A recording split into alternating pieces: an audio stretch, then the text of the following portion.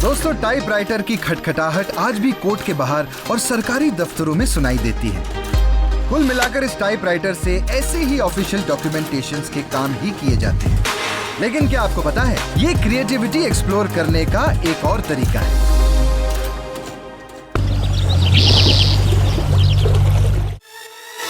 मैंने धावा बोला है मुंबई नगरी में एक अद्भुत आर्टिस्ट से मिलने के लिए। ये है उदय तलवलकर।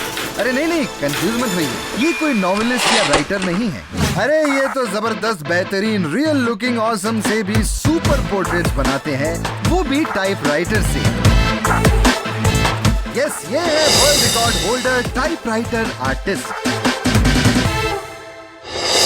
1976 में उदय जी मुंबई में टाइपिंग जॉब कर रहे थे, पर उन्हें रत्ती भर भी एहसास नहीं था वो एक दिन पूरी दुनिया में अपनी क्रिएटिविटी के लिए मशहूर हो जाएंगे। आइए जानते हैं इस टाइपराइटर से कलाकारी की शुरुआत आखिरकार हुई कैसे। दूरदर्शन में वहाँ ऐसे ही कोई टाइपराइटर आर्टिस्ट था, वो ऐसे कुछ पिक्चर बना रहा था टाइपराइटर। तो मैंने कहा मैं भी यूज़ कर रहा हूँ टाइपराइटर सो मेनी ईयर्स। मैंने कहा चलो हम भी ट्राई कर देते हैं। तो एक पिक्चर मिला स्मिता पाटिल का, ट्रेस करके वो टाइपराइटर में डाल के देखा कैसे आता है। तो पहले डॉट से शुरू किया, डॉट या कोई अदर साइंस। उस टाइम डेली न्यूज़पेपर आता था, so I took it there and then the next day morning when it was published then I got अरे वेरी गुड। पहली ही फोटो न्यूज़पेपर में छप गई, जिससे मिला उदय जी को हौसला और उनकी क्रिएटिविटी को मिली उड़ान। पर देखने में आर्ट जितनी खूबसूरत लग रही है, इन्हें बनाने का प्रोसेस उतना ही कठिन है।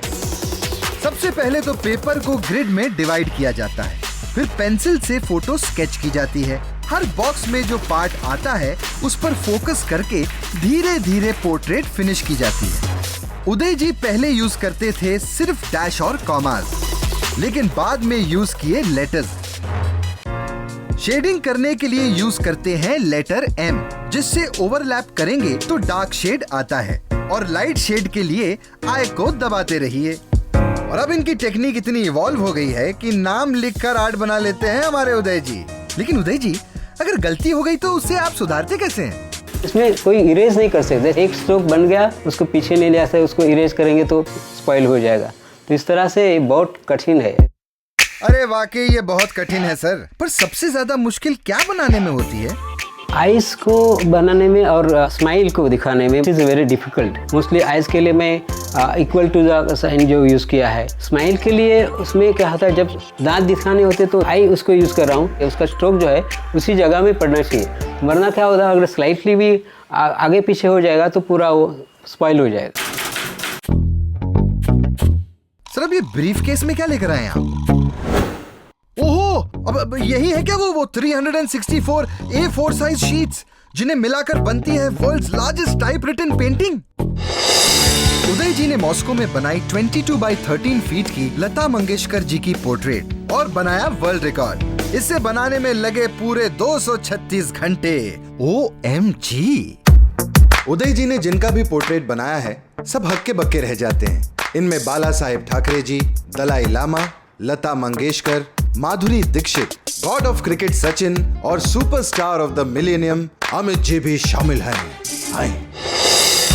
टाइपराइटर बनाने वाले ने कभी सोचा नहीं होगा कि उसकी ये लिखने वाली मशीन का यूज आर्ट बनाने के लिए होगा। उदय जी टाइपराइटर में अक्षरों को कुछ ऐसे बांधते हैं कि वो बन जाती हैं एक अनोखी आर्ट। और इनकी ये आर्ट देखकर मुंह से तो बार बार सिर्फ एक ही चीज निकलती है, OMG, ये मेरा इंडिया। OMG, ये मेरा इंडिया।